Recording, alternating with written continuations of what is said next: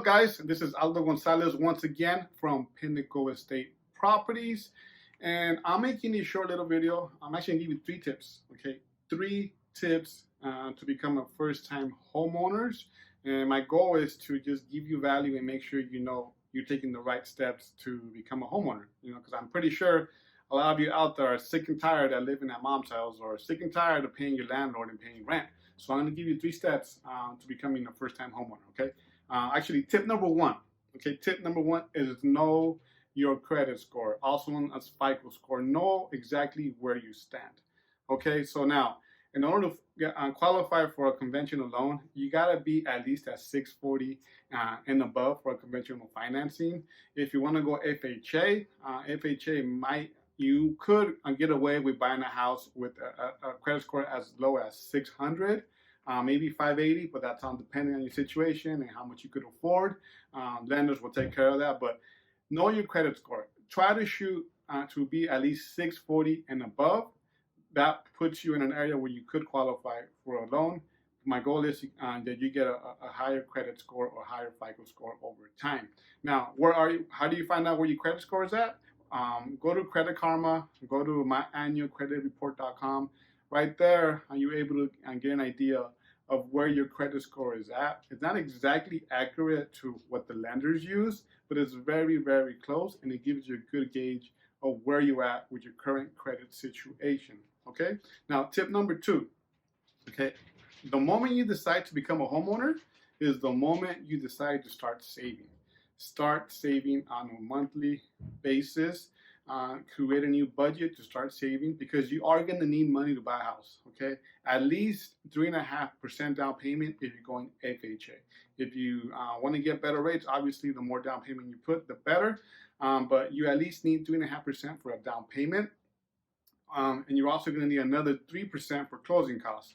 The good thing about closing costs, you could always get closing cost credit. You might request credit from the seller on the contract. You may negotiate that into the contract, but that's something we'll talk about that later. Right now, I'm just giving you the steps to make sure you become a successful first-time homeowner in the next 6 months to a year and a half. Now, you could also buy properties with 0% down. If you want to go with the VA loan or USDA loan, we could definitely talk about that if that's the route you could take or you could make. VA are usually people who are in the military or qualify under that VA umbrella, where they could get a loan under VA guidelines, which usually you need 0% down, but you're still going to need closing costs. Okay, now that's tip number 2. Tip number 3 is you got to make sure you're employed. Okay, lenders, people who are going to finance your purchase, or lenders who are going to finance your purchase, want to make sure you are able to work and you could have a steady job with steady income. They usually want to verify at least a year of employment, maybe 2 years.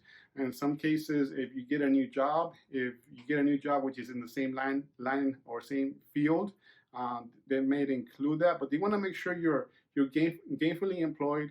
You're able to make the payments on your mortgage if you do decide to get a house. So to recap the tips, tip number 1, know your FICO. If it's too low, work on getting your FICO credit higher. Tip number 2, start saving for your down payment, depending on your range or where you want to buy your house. Here in the San Fernando Valley, if you want to buy a nice house, nice condo, you got to invest at least $400,000 in the current condition that we're at. And anywhere from $400,000 all the way to $800,000, depending on when you want to buy your house. So take all that into consideration to determine how much money you want to save and where you want to buy and become a first-time homeowner here in the San Fernando Valley or in your surrounding areas. So once again, my name's Aldo. Actually, if you want to see if you're already you want to pre-qualify yourself, I actually have a nice worksheet that you could implement, you could use to see if you're already pre-qualified to buy a house and you are ready to go. So I'm going to put a link below where you could actually access that free, checklist or pre-qualification checklist to see if you are ready to become a homeowner now. So once again, my name is Aldo from Pinnacle Estate Properties. If you do have any questions, you can leave a comment below, send me a text, give me a call. My contact information should be somewhere around here. So if you guys do have questions, reach out to me. Once again, this is Aldo Gonzalez. Hope you guys have a great day.